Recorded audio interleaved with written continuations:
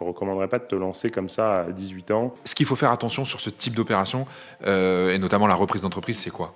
Pour un repreneur, c'est de se former à la reprise d'entreprise, aux bases de compta, aux bases d'audit. Les qualités indispensables justement sur lesquelles il faut se former ou les qualités intrinsèques qu'il faut avoir pour reprendre une entreprise, c'est quoi? Les bases techniques, c'est pour ça que je parlais de se former à ce type d'opération, pour pas être dans la situation du bonhomme qui va pas avoir de marqueurs et de repères et tout refuser en bloc. Donc déjà, il faut que ces personnages, je les invite à se former aux bases de ces montages-là, que ce soit économique, juridique, quali ou quanti. Ensuite, c'est de comprendre quel secteur ils vont vouloir viser pour aller se positionner. Parce que des secteurs, aujourd'hui, il y en a plein. Et il y en a qui sont, en ce moment, plus intéressants que d'autres, plus viables que d'autres. Tu vois, tu peux pas, aujourd'hui, te lancer dans 50 secteurs différents. Il faut que tu en choisisses un, deux ou trois. Et que tu saches, dans ce secteur, à quel niveau de la chaîne de valeur tu veux te positionner. Est-ce que tu veux être innovateur, c'est les startups? Est-ce que tu veux être distributeur, c'est plutôt aval?